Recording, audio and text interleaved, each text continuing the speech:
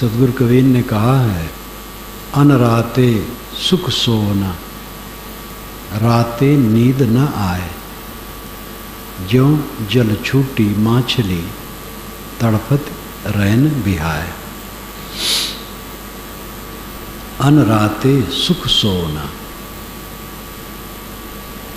जिनको स्वरूप स्थित में लगन नहीं है,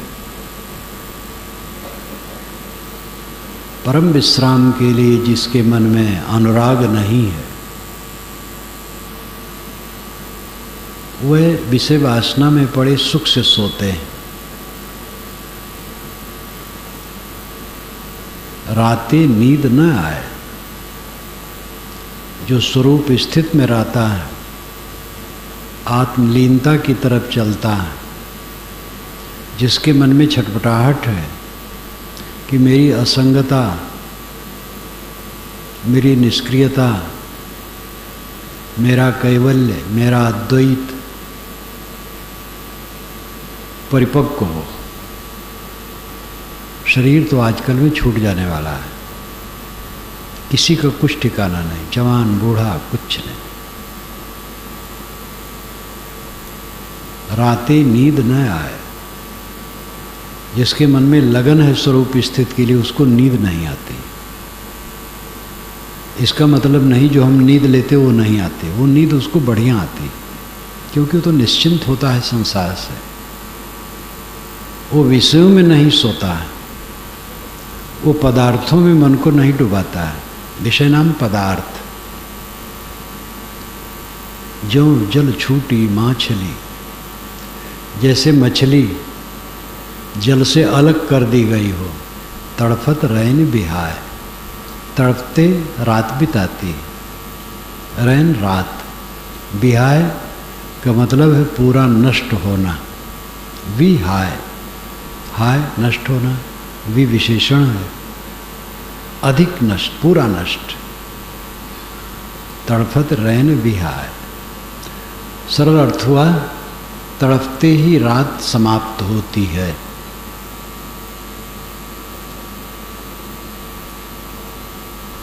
मछली पानी से अलग हो गई है तो तड़पते तड़पते वो समय बिताती है। स्वरूप स्थित से क्षण मात्र के लिए मन अलग हुआ तो साधक के मन में छटपटाहट होती है, कैसे अलग हो गए। पदार्थ निष्ठा, आत्मनिष्ठा, दो निष्ठाएं हैं। पदार्थ निष्ठा में हम आज तक डूबे रहे हैं। पदार्थ ही विषय कहलाते हैं। विषय, पदार्थ, तन्मात्रा, इन सभी शब्दों का प्रयोग होता है। पांचों विषयों को तन्मात्रा भी कहते हैं, लेकिन वो दार्शनिक शैली में उसका प्रयोग होता है। विषय और पदार्थ ये ज़्यादा कहा जाता है। विषय, वस्तु, पांच वस्तु दुनिया में कुल है। शब्द, स्पर्श, रूप, रस, गंध, और ये पांच में अनेक प्रकार है। अनेक प्रकार के शब्द हैं, अनेक प्रकार के रूप हैं, अनेक प्रकार के स्वाद, गंध, स्पर्श हैं, लेकिन ये पांच ही प्रकार के पदार्थ हैं। इन्हीं में हमारी निष्ठा है, मोह है, ममता, ये अविद्या के कारण है। स्वरूप का ज्ञान, स्वरूप का ज्ञान हो जाने पर धुंधला सा जो मन में रहता है कि मैं देह नहीं हूँ, आत्मा हूँ, ये बड़ा काम नहीं करता। ये तो जानकारी है। जब इसका साक्षात्कार हो जाता है अभ्यास द्वारा, तो हर समय लगता है देहातीत बुद्धि, और सब समय लगता है ये शरीर एक तो बड़ा है जो साथ में चल रहा है। मैं शुद्ध बुद्ध निर्मल हूँ। ये परिश्रम का फल है, ऐसे नहीं होगा, जान करके नहीं होगा। अनुराग जब जगेगा। गोस्वामी जी ने भी विनय पत्रिका में एक लंबे पद में कहा है, अनुराग जे निज रूप सो जगते विलक्षण देखिए, संतोष श्रम शीतल सदा दम देहवंत न पेखिए, निर्मल निरामय एक रस ते हर्ष शोक न व्यापई, त्रैलोक के पावन सो सदा जाकी दशा ऐसी भई। अनुराग जे निज रूप सो, जिसको निज रूप से अनुराग है, जिसके मन में पीड़ा है कि संसार का बंधन टूट जाए, मैं परम शांति में रहूं, जगते विलक्षण देखिए, वो जगत से विलक्षण रहता है। संतोषम शीतल सदा, वो जीवन गुजर में संतुष्ट रहता हर समय, पदार्थों की कामना नहीं करता। पदार्थ बिना कामना के आते रहते हैं। यही नहीं, साधु के लिए, गृहस्थ के लिए, सब के लिए, प्राणी मात्र के लिए कामना न करो, बस सब पूरा होगा। आदमी जहाँ है काम तो करता ही है, काम तो करना ही चाहिए, सबको क्रियाशील होना चाहिए। क्रियाशीलता और अक्रियता, ये दोनों से जीवन का बैलेंस, संतुलन होता है। व्यवहार में क्रियाशीलता की आवश्यकता है, साधना में निष्क्रिय होने की आवश्यकता है। सब करना छोड़ दो। आदमी क्रिया क्रिया ही में बिताता है जीवन, कर्मों में सब जीव डूबे, निष्क्रियता का उसे बोध ही नहीं। जहां देखना, सुनना, सूंघना, छूना, सोचना सब बंद, वो निष्क्रिय अवस्था, स्वरूप स्थित अवस्था है। एक ही बात से हम परिचित हैं, देखें, सुनें, सूंघें, स्वाद लें, स्पर्श करें, और इसी में मगन रहते हैं, इसलिए जलते रहते हैं।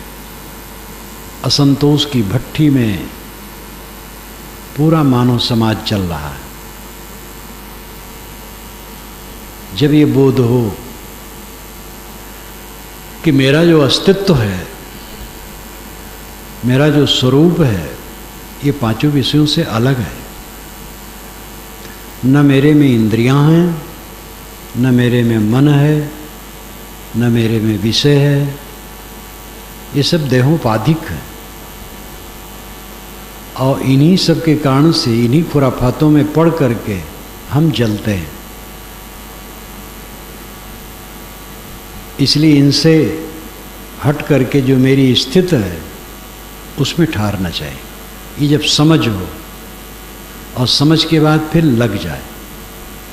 आप लोगों ने जो शुरुआत की है या कर रहे हैं, वो इसी के लिए है। जितनी लगन जिसकी बढ़े, अधिक से अधिक लगन बढ़ना चाहिए।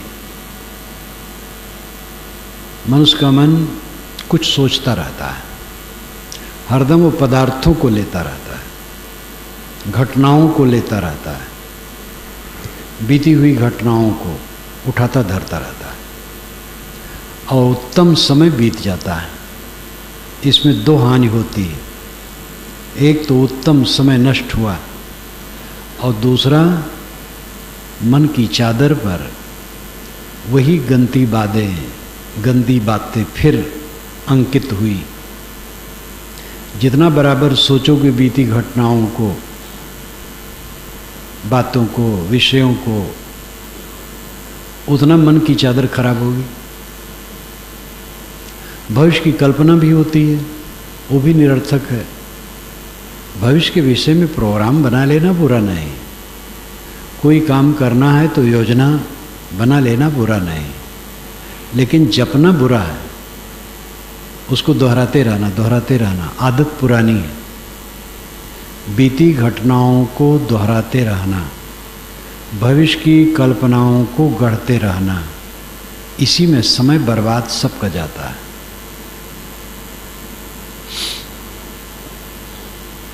कहीं मोह है तो रागात्मक प्रवृत्ति का उधर चलते रहना। किसी ने हमारे लिए सुख सुविधा की है, हमारा सम्मान किया है, हमें चीज़ें दी हैं, उसकी अनुकूलता का स्मरण करते रहना। किसी ने हमारा अपमान किया है,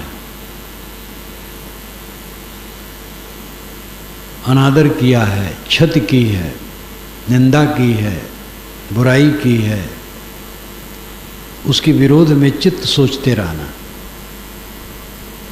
ये अपने से कोई त्रुटि हुई है, वो त्रुटि को सोचना भी बहुत गलत है, और उसमें बहुत ग्लानि करना बहुत गलत है।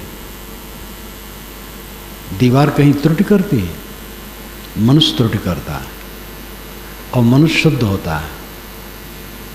इसलिए त्रुटि हो गई है तो घबराओ ना, सोचते न रहो, ग्लानि में इतना न डूबे रहो कि समय बर्बाद जाए और दुखी बने रहो। बस दृढ़ प्रतिज्ञ हो जाओ कि अब ये त्रुटि नहीं करूँगा। मानसिक जंगल भयंकर है, और अपने मन के जंगल में एकल निरंजन सकल शरीरा, तामे भ्रम भ्रम रहल कबीरा। एकल निरंजन सकल शरीरा, एक निरंजन मन सकल शरीर में, शरीर के जंगल में भटक रहा है। तो मन का जंगल भयंकर है, इसको काटो, वीर बनो, बीती घटनाओं को मरी समझो, उसको चित्त से उतारो। अपने से हो गई गलतियों को जपो ना, उसको करो ना, बस हो गया।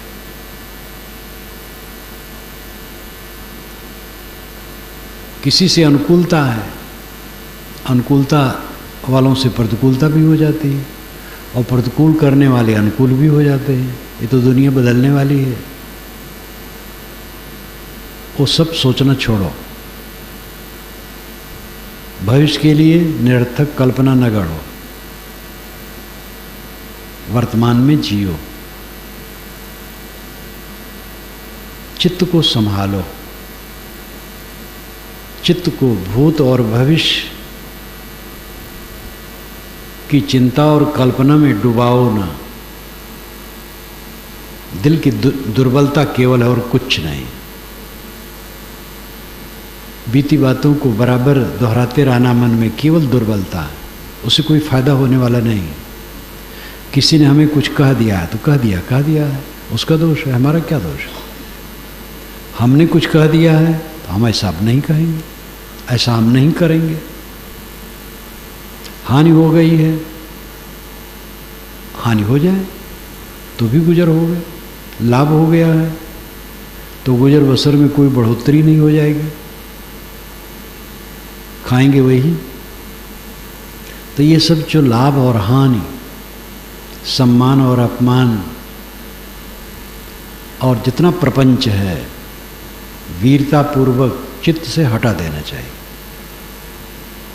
अपने चित्त को शांत करने काम करना चाहिए, समाधि में ले जाना चाहिए, इसका अनुराग जगना चाहिए।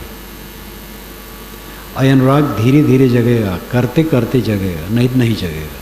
अनाद काल से भटकते आए हैं, अब आज स्वरूप ज्ञान हो जाने पर भी ऐसी ढिलाई में समय बीत जाएगा, फिर शरीर छूट जाएगा, फिर भटकना। जब तक अनुराग जगेगा नहीं तब तक काम नहीं होगा। और अनुराग परिश्रम से जगेगा, कोई जगह नहीं देगा। संत जन कहेंगे, उनकी बात जिनको जितनी लग जाए, लेकिन लगने से तत्काल तो जरूर उनकी भावना में परिवर्तन आता है, लेकिन फिर जो कूड़ा कबाड़ पहले का है, अब आदत खराब है और दुर्बलता, वो फिर घोंट घोंट करके वही भवसागर में डुबाती रहेगी। इसलिए परिश्रम के अलावा कोई चारा नहीं। साधना में परिश्रम करो, बराबर लगे रहो। अनराते सुख सोवना, जिनको परम शांत, परमानंद, परम कल्याण, मोक्ष में प्रेम नहीं है, वो दुनिया के पदार्थों में मन डुबाए सो रहे। सोने मतलब गाफिल होना, असावधान है, रातें नींद न आए।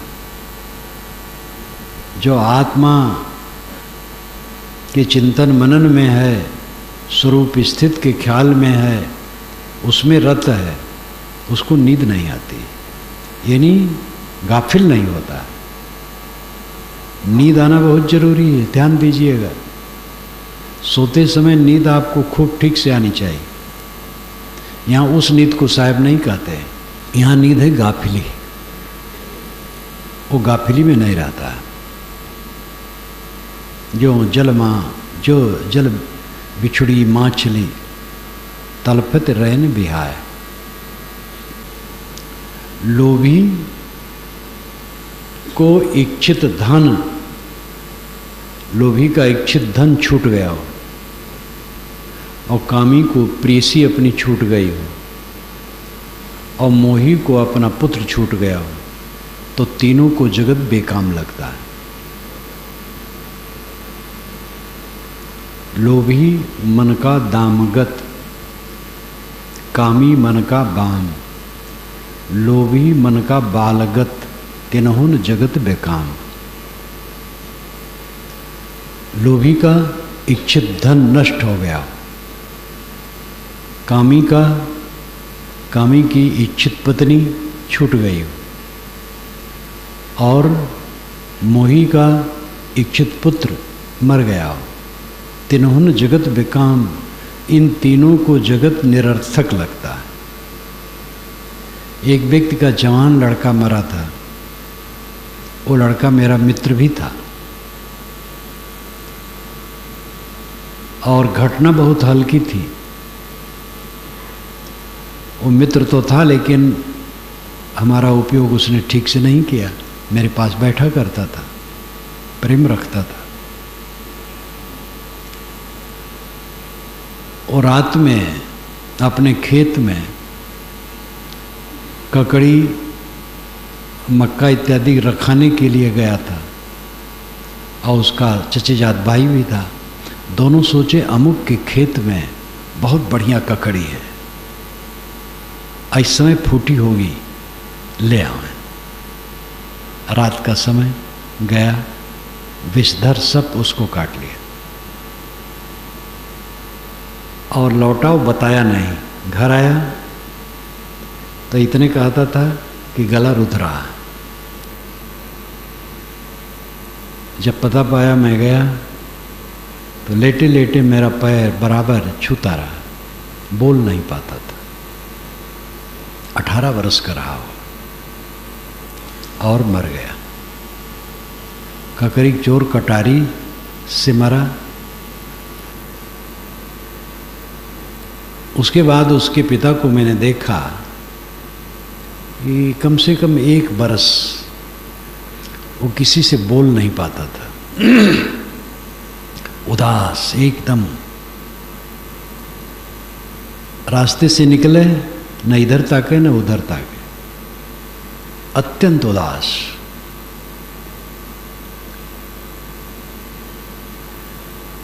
ऐसे जाहि विराग प्रिय निज स्वरूप ठहराओ, ते बिन भावे न कछु दावा नल समताओ।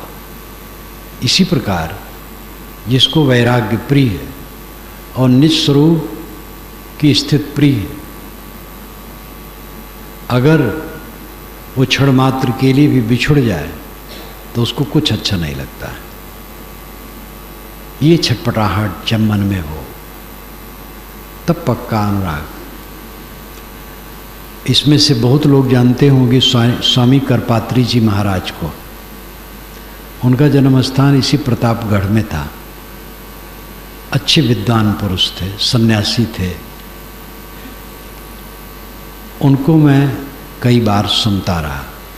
पहली बार उनको अयोध्या में सुना 65 में, 65 के दिसंबर में सुना होगा। उसके पश्चात उनको कई बार सुनता रहा। अच्छा प्रवचन देते थे, एक बार प्रवचन देते देते नाटकी ढंग से अपना गला पकड़े, कहे कि मीरा एकदम मतवाली थी। फिर अपना गला पकड़ करके कहते हैं, हम लोगों को तो वो साधना जमाल गोटा का काढ़ा लगता है। जमाल गोटा का काढ़ा बड़ा कड़वा होता है, सुनता हूँ। नीम का काढ़ा तो पिया हूँ बुखार उखार में, जमाल गोटा काढ़ा नहीं पिया हूँ। तो जमाल गोटा का काढ़ा लगता है। उन्होंने एक वास्तविकता स्वीकारी। वो बात याद आ गई, मीरा का उन्होंने मीरा की तुलना की। मीरा का उद्देश्य तो दुख निवृत्ति और परम शांति ही रही। उद्देश्य तो सभी संतों का एक होता है, परमानंद की प्राप्ति। समझ अलग अलग होने से उपासना पद्धतियां अलग हो जाती, लेकिन जितने बिरही जीव हैं सबकी कीमत है। मीरा कोई काल्पनिक नहीं है। ध्रुव प्रहलाद तो काल्पनिक हो सकते हैं, अगर वो सच भी हो तो उनकी कहानी में काल्पनिकता बहुत है। मीरा तो ऐतिहासिक है, काल्पनिक नहीं है। सभी महापुरुषों के और संतों के पीछे कल्पना लगा दी जाती है। जहर उनको दिया गया, उन्होंने जहर पी लिया और कुछ नहीं हुआ। जहर कोई भी पिएगा, अगर सही जहर है तो मार डालेगा। वस्तुतः उन्होंने प्रतिकूलता को झेला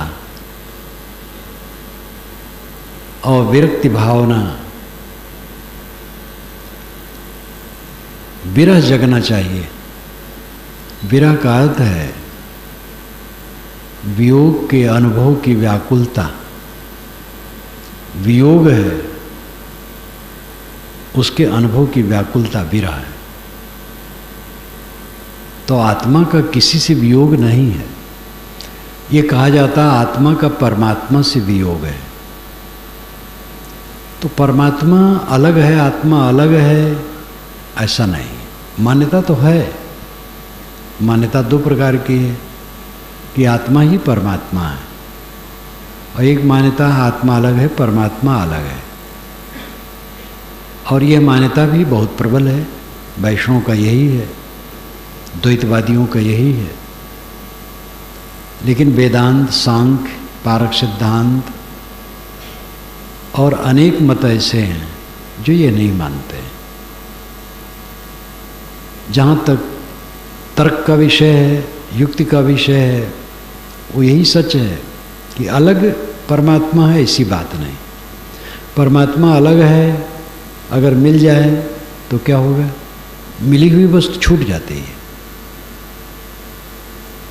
जो मिलेगा वो छूट जाएगा, तो क्या फायदा होगा? वेदांत जो भारतीय परंपरा का प्राचीनतम आध्यात्मिक शास्त्र माना जाता है, वो उपनिषदें हैं, 11 उपनिषदें। उसमें अपरोक्ष ब्रह्म जिसे कहा गया है, उसमें दूसरा नहीं मिलाया जाता है। परोक्ष ब्रह्म की कल्पना तो जरूर प्रदूषित है, इसलिए वेदांती भी परोक्ष ब्रह्म को तिरस्कृत कर देते हैं। अपरोक्ष ब्रह्म के विषय में वो चिंतन करते हैं। अपरोक्ष का मतलब स्वयं प्रत्यक्ष, अपने आप। इसीलिए ये प्रसिद्ध उक्ति है उनकी, वेदांतियों की, जीवो ब्रह्मैव नापरा। जीव ब्रह्म ही है, दूसरा नहीं। और इसके विषय में बहुत वचन है। तो परमात्मा आत्मा से अलग नहीं है। परमात्मा एक स्थित है, परम स्थित। आत्मा ही परमात्मा जब परम स्थित में हो गया, क्लेश रहित मन हो गया, स्वरूप भाव में हो गया, परमात्मा है। तो परमात्मा का वियोग नहीं है, सच्चाई की अस्मृत का वियोग है।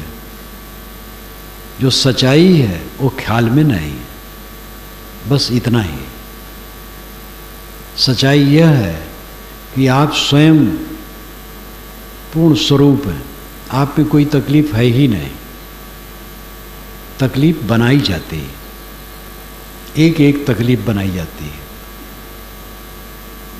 पदार्थों के बिना जीवन नहीं चल सकता है, लेकिन पदार्थवादी हम इतने हो जाते हैं, पदार्थासक्त,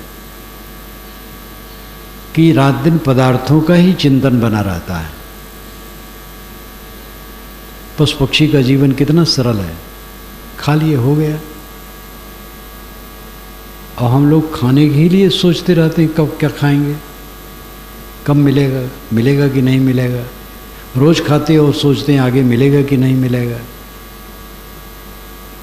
और फिर उसके लिए नक्काश की जो प्रवृत्ति हो जाती है, ऐसा मिले ऐसा मिले ऐसा मिले, उसी के लिए होड़, फिर संग्रह की प्रवृत्ति, और फिर जायज नाजायज संग्रह, वो दुख की श्रृंखला शुरू हो जाती है।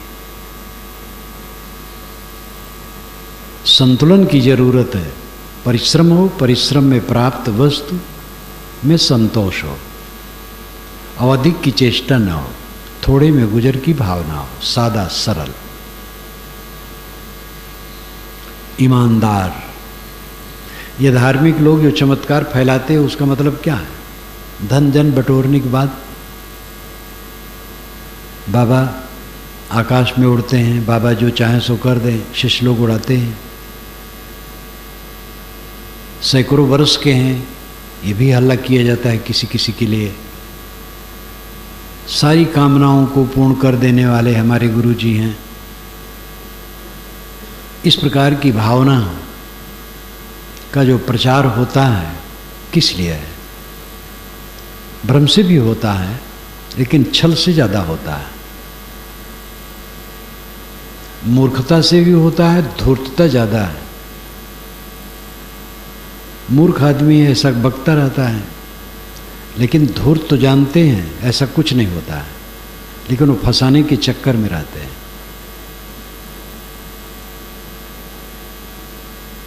और ये सड़ाता है। जितना चमत्कार महात्मा लोग बढ़ाएंगे, निरर्थक धन जन इकट्ठा होगा, उसमें अबोधी लोग इकट्ठे होंगे, कल्याणार्थी नहीं आएंगे। धन के लिए, निरोगता के लिए, मुकदमे में विजय के लिए, पास होने के लिए, शत्रु विनाश के लिए, पत्नी को सुबस करने के लिए, पति को सुबस करने के लिए, और न मालूम कितनी कितनी कामनाओं को लेकर के सब अविवेकी लोग इकट्ठे हो जाएंगे, और उसमें खूब धन मिलेगा। फिर वो धन और जन बाबा को सड़ाएगा और सब सड़न होगी। विवेकवान चमत्कार का तीव्र विरोध करते हैं। चमत्कार पूरा झूठ है। कर्म का फल भोग संत को भोगना पड़ता है। बीमारी आ जाती है, ऐसे ऐसे निर्मल संत जो एकदम निर्मल अपनी तरुणाई से ही संन्यास ले लिए थे और कैंसर के रोग से पीड़ित हुए। शरीर पीड़ित हुआ, उनका मन तो अपने स्थिति में था, लेकिन शरीर को कष्ट हुआ, उनका प्रारब्ध कर्म था। तो कोई किसी को जादुई ढंग से कुछ दे देगा, ऐसा कुछ नहीं। जादू भी झूठ है। जादू तो हाथ की सफाई, बात की सफाई, वस्तु की बनावट, दवाई इत्यादि से दिखाते हैं। छिपा करके वस्तुएं रखते, उसी को प्रकट कर देते हैं चतुराई से। और जादू कुछ नहीं, मंत्र से कुछ भी नहीं बनता। कल मेरे पास फोन आया दूर से कि साहब मेरी लड़की पढ़ती है, मैं चाहता हूँ कि जिस नंबर से पास हो और जितने ऊंचे पोस्ट पर जाए वो हो नहीं पाता है, उसकी एक उंगली में पीड़ा रहती है। तो बहुत दवाई मैंने अंग्रेजी करवाई और फ़ायदा नहीं हुआ। एक तांत्रिक मिले हैं, वे कहते मैं गारंटी करता हूँ बिल्कुल ठीक कर दूँगा, 10,000 रुपया जमा करो बस मैं ठीक कर दूँगा। तो साहब क्या करूँ? हम कहे बिल्कुल मत करो, ये झूठ है।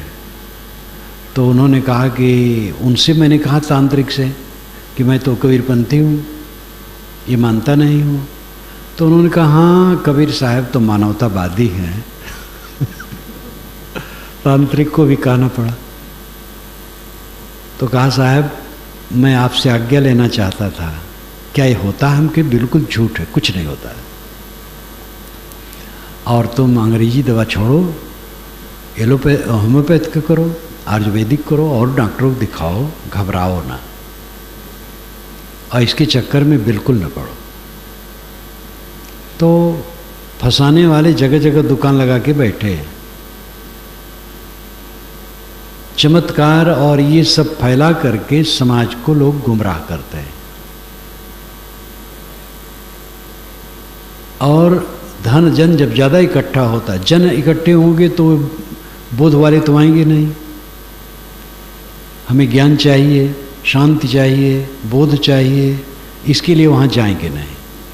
लौकिक उपलब्धि के लिए जाएंगे तो अज्ञानी सब इकट्ठे हो जाएंगे, सकामी जीव, और खूब धन इकट्ठा हो जाएगा।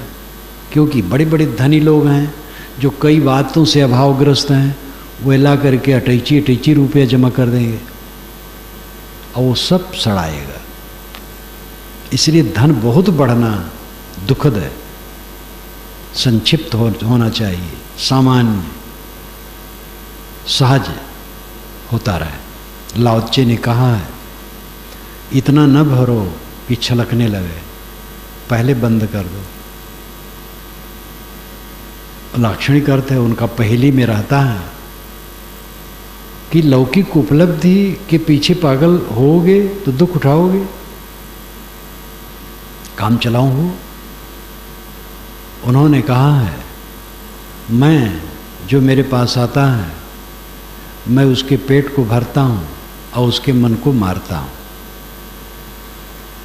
यानी उसके मन को तो मैं ऐसा करता हूँ कि छोड़ सारी कामना, उसके मन को मारता हूँ और पेट भरता हूँ, भोजन देता हूँ, लेकिन मन को मारता हूँ। पेट भर जाए और मन मर जाए फिर तब क्या रह गया? कौन सी समस्या रह गई?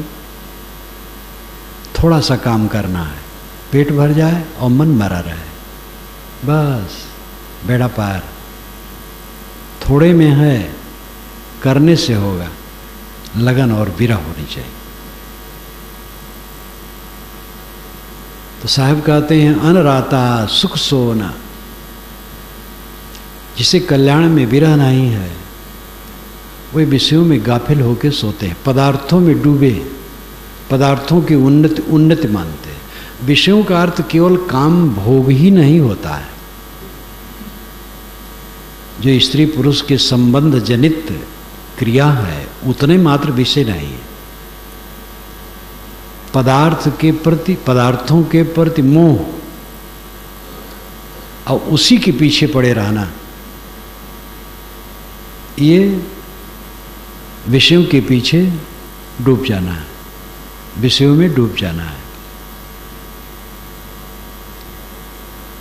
जो कल्याण के लिए विरही हैं उनको नींद नहीं आती है।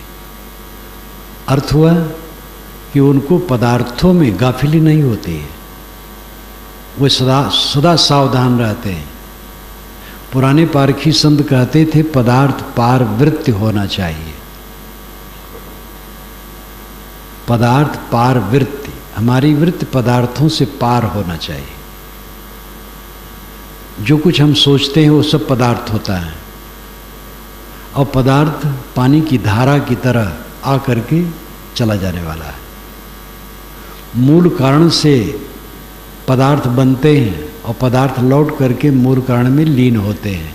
यही रात दिन हो रहा है। जितने मनुष्य आज धरती तल पर हैं, इनमें से 100 वर्ष के बाद कोई नहीं रह जाएगा, 150 वर्ष के बाद तो नहीं रह जाएगा, 40-50 वर्ष में ही बहुत लोग नहीं रह जाएंगे।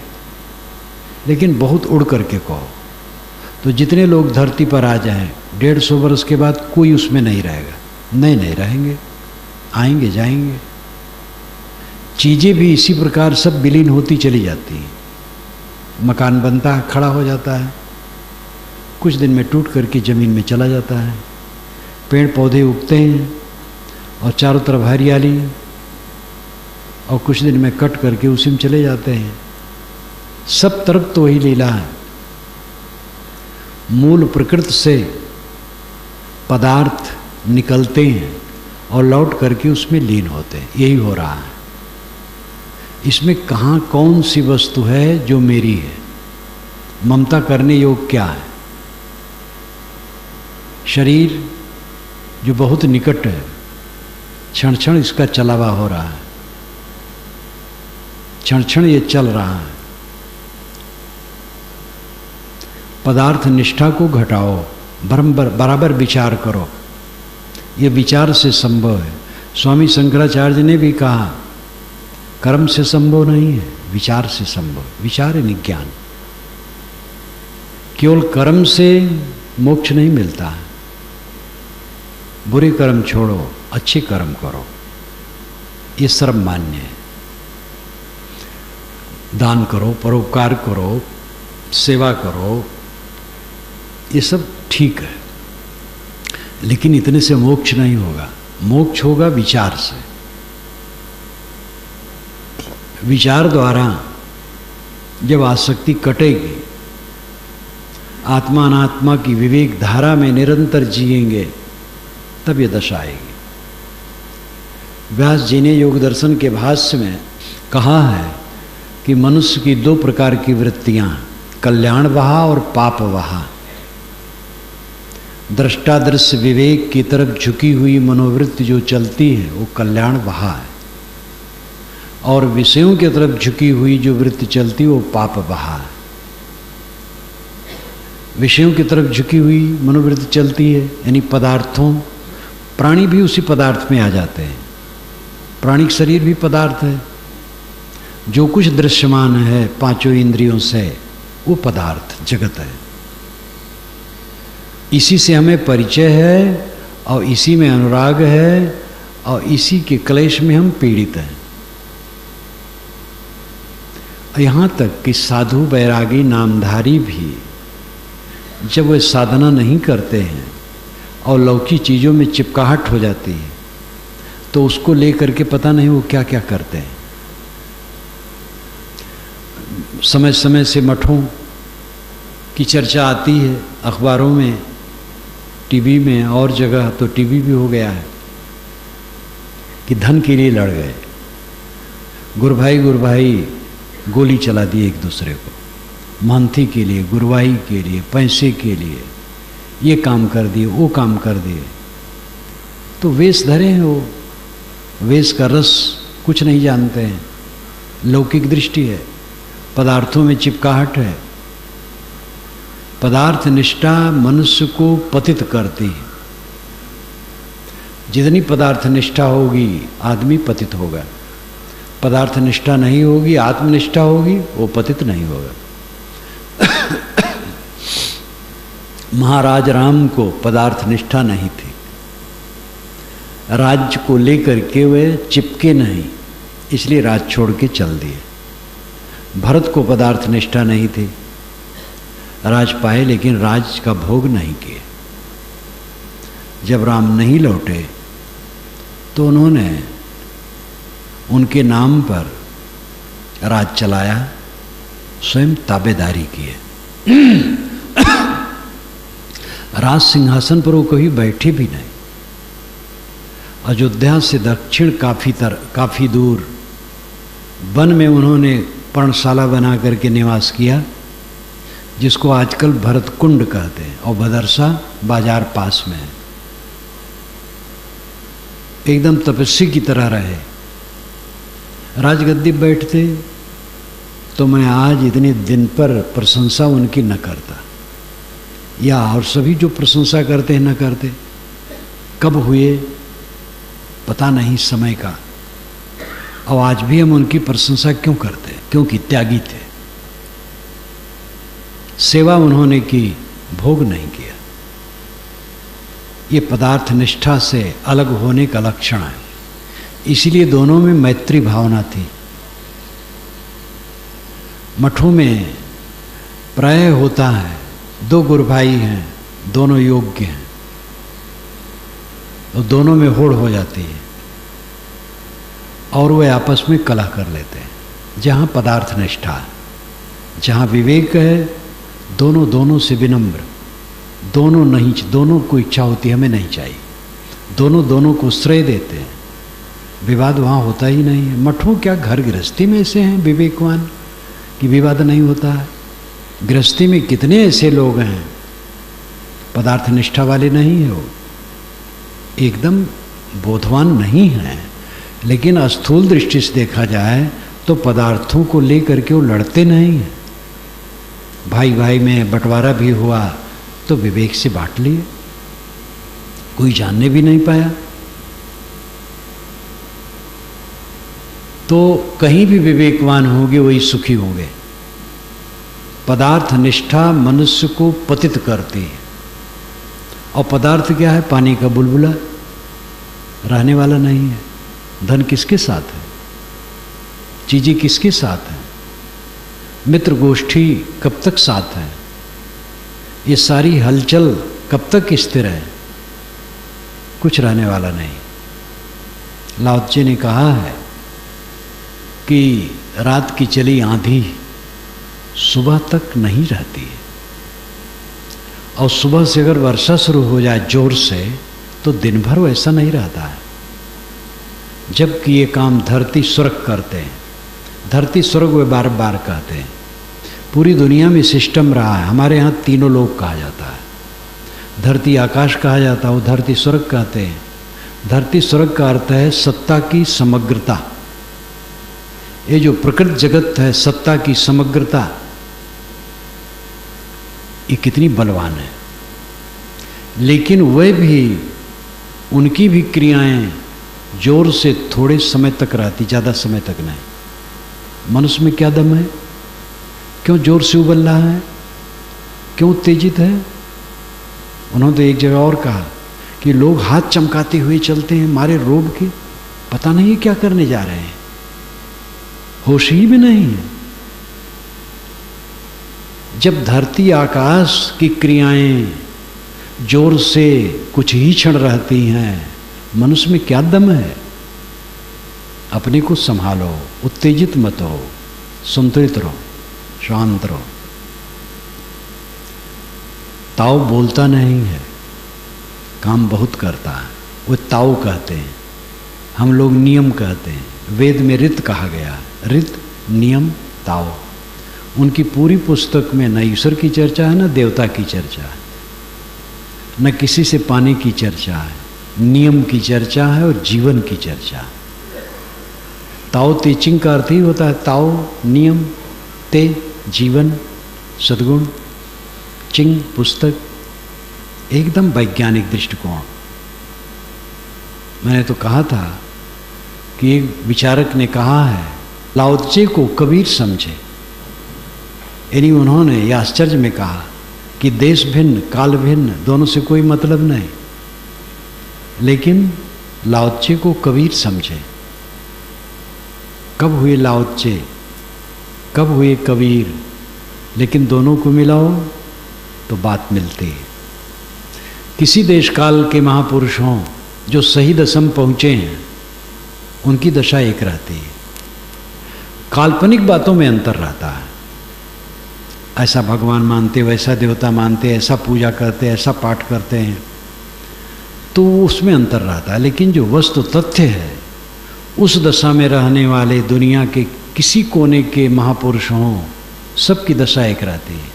इसी पर साहिब ने कहा है, समझे की गति एक है, जिन समझा सब ठौर, कहें कबीर ये बीच के बल कहीं और की और। जितने समझदार हैं सबकी दशा एक रहती है। ये बीच के लोग और का और बलकते हैं। बलकना नाम उबलना।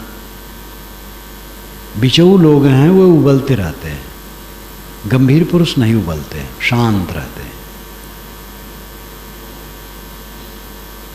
विरह बढ़ाओ साधना के लिए। इस तथ्य को समझो, ये रहने वाला नहीं। चलत बिरिया हम का ओढ़ावें चदरिया, प्राण राम जब निकसन लागे, उलट गई दो नैन पुतरिया, भीतर से जब बाहर लाए छूट गई सब महला अटरिया। चाय जने मिल खाट उठाइन, लोवत रोवत लई चले डगर डगरिया। कहें कबीर सुनो भाई साधो, संग चली बस सूखी लकरिया। 5 पंक्ति में सारा अहंकार साहब चूर्ण करके रख देते। धन का गर्व, जन का गर्व, प्रभुत्व का गर्व, ऐश्वर्य का गर्व, पद का गर्व, अवस्था का गर्व, विद्वता का गर्व, सारे गर्वों को साहब रगड़ देते हैं 5 पंक्तियों में। जो सरल सरल पंक्तियां एकदम, चलत बिरिया हमका ओढ़ावें चदरिया। चलते समय हमको चादर ओढ़ाई जाती है, शरीर को चादर ओढ़ाई जाती है, शरीर छूट गया चादर ओढ़ा दिए। प्राण राम जब निक्सन लागे, उलट गई दो नैन पुतरिया। प्राण राम जब निकलने लगे दोनों आंख की पुतली उलट गई। भीतर से जब बाहर लाए छूटी गई सब महल अटरिया। एक इलाकेदार जुगुन सिंह, चंद्र भवन उनका आज भी खड़ा होगा। जो रनिवास था वो सामने विशाल था, और चंद्र भवन उन्होंने अपने शौक से बनवाया था, उसी में रहते थे। जब उनका अंत समय आया तो कहा मुझे अयोध्या ले चलो। रघुनाथ छावनी के वे शिष्य थे। गाड़ी आई, उसमें लेटे। चंद्रभवन को देखते हुए उन्होंने कहा आज चंद्रभवन छूट रहा। फिर अयोध्या लाए गए, बस शरीर छूट गया, दाह हो गया। भीतर से जब बाहर लाए छूट गई सब महल अटरिया। 4 जने मिल खाट उठाइन, रोत ले गए ले चले डगर डगरिया। कहत कबीर सुनो भाई साधो, साथ चली बस सूखी लकरिया। सारा गर्व, सारा अहंकार 5 पंक्तियों में साहब समाप्त कर देते हैं। वैसा हमारा मन हो तब वो दशा आएगी। ये सब अमृत वचन है, अत्यंत सरल, अत्यंत बोधगम्य, लेकिन अत्यंत गूढ़। क्योंकि हम करते नहीं इसलिए गूढ़ है। करेंगे तब इनकी सरलता का उपयोग होगा। क्या इस स्थिति को हम 24 घंटे में 10 मिनट भी देखते हैं? सोचो सब, केवल 10 मिनट 24 घंटे में इस भावाकार वृत्ति में रहते हैं। अगर 10 मिनट रोज रहना सीखें तो देखेंगे कुछ दिन में कितना परिवर्तन चित्त का होगा। रोज 10 मिनट इस पर सोचें। अब अगर और लंबा सोचे फिर क्या पूछना है। ज्ञान की बात आई गई, कह दिया, प्रवक्ता भी कह दिए, खूब कह दिए। एक साधु से मैंने कहा स्वाध्याय करते हो कि नहीं? कहे साहब क्या स्वाध्याय करूं, प्रवचन तो मुझे करना नहीं क्योंकि मुझे ऐसा समाज नहीं मिलता है मैं प्रवचन कर सकूं। वे प्रवचन कर सकते हैं लेकिन समाज नहीं मिलता, तो क्या अध्ययन करूं? हम कहे अच्छा, तो प्रवचन के लिए अध्ययन किया जाता है, अपने लिए नहीं। वैसी उनकी बुद्धि थी थोड़ी।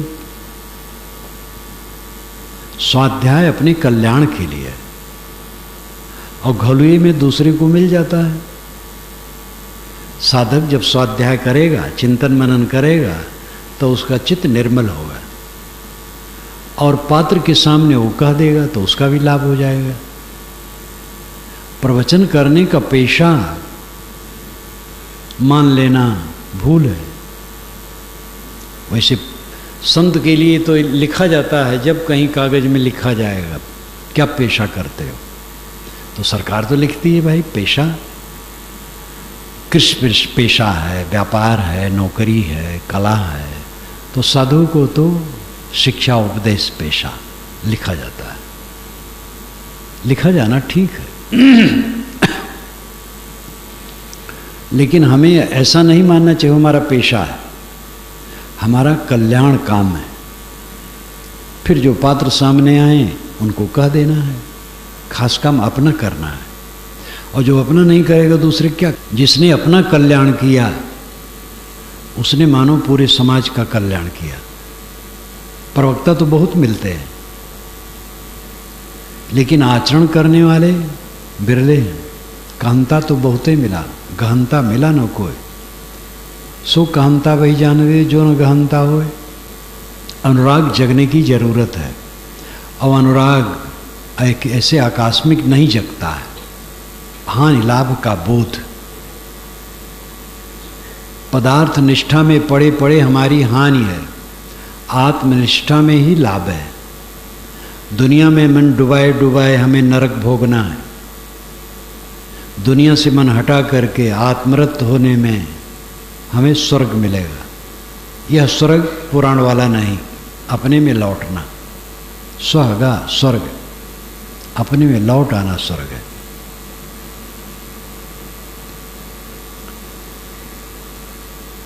दुनिया में मत डुबाओ मन को, ये दुनिया दो रोज की मत कर या सो हेत। गुरु चरणन चित लाइए जो पूरन सुख देत। ये दुनिया दो रोज की है। दुनिया का मतलब हमारा संसार का संबंध है। दुनिया तो सदा है, सदा रहेगी, लेकिन हमारा जो संबंध है ये तो क्षणिक है। 2 दिन की लाक्षणिक अर्थ हुआ, थोड़े समय के लिए। मत कर या सो हेत, इसमें मोह मत लगा। गुरु चरणन चित लाइए जो पूर्ण सुख देत। गुरु के चरणों में चित लगाओ जो पूर्ण सुख देने वाले हैं। भक्ति से आरंभ होता है सब काम। कोई भी अध्यापक के पास जाता है विद्यार्थी, तो अध्यापक का नमस्कार करता है, उसको गुरु मानता है, पढ़ता है, तब धीरे धीरे विद्वान होता है। हर जगह गुरु की जरूरत है। वकालत सीखना है तो किसी बड़े वकालत से सीखता है, वकील से सीखता है। व्यापारी बड़े व्यापारी से सीखता है, किसान बड़े किसान से सीखता है। कल्याण का काम तो सबसे सूक्ष्म है, गुरु के बिना कैसे होगा। हम लोगों को गुरु न मिले होते पता नहीं क्या दशा हुई होती। इसलिए गुरु चरणन चित लाइए जो पूरन सुख देत। और फिर गुरु बताएंगे कि तू अपने में मन को लगा, जो तू चाहे मुझको छाड़ सकल की आस। मुझे ही ऐसा हुए रहो, सब सुख तेरे पास। गुरु पूछेगा महाराज हमें कल्याण की बात बताइए, तो गुरु कहेंगे जो तू चाहे मुझको छाड़ सकल की आस। अगर मेरी बात को जानना चाहता है तो मैं कहता हूँ तू सबकी कामनाएं छोड़ दे और मुझे ही ऐसा हुए रहो। जैसे मैं निष्काम हूँ तैसे तुम भी निष्काम हो जाओ। सब सुख तेरे पास, बस सब सुख तुम्हारे पास है। जब हम दूर से चलते हैं कहीं और रात हो गई है, पूछते हैं वो गांव कहाँ है। कोई कहा देखो प्रकाश चल रहा है, वही गांव है। तो प्रकाश देखते देखते वहाँ हम पहुँचते हैं, लेकिन जब वहाँ पहुँचते तो प्रकाश को नहीं देखते, प्रकाश में देखते हैं। अगर वहाँ जाए वो प्रकाश को देखते करें खड़े खड़े तो लोग समझेंगे पागल है। प्रकाश में जिन व्यक्तियों से हमें मिलना है उनको देखते हैं। तो पहले तो गुरु को देखा जाता है, यानी गुरु के प्रति अनुराग होता है। फिर गुरु में देखा जाता है, यानी गुरु ने जो उपदेश दिया है उस उपदेश में अपने को देखा जाता है। गुरु यही चाहता है तुम अपने को देखो, अपने को पाओ। अपना स्वरूप नित्य प्राप्ति ही है, पाना थोड़े है। समझना है और ठहरना है। मन के भुलावे को छोड़ो, मन के संकल्प विकल्पों को छोड़ो। चित्त की दुर्बलता के कारण हम भूत और भविष्य की कल्पनाओं में डूबे रहते हैं और स्वरूप भाव में रह नहीं पाते हैं। मन की दुर्बलता को जीतो और ये रत्न तुल्य जो समय है स्वरूप भाव में व्यतीत करो। अहम शुद्ध चैतन्य ज्ञान स्वरूपम अजराम अमराहम अखंडम अनूपम। अहम शुद्ध चैतन्य ज्ञान स्वरूपम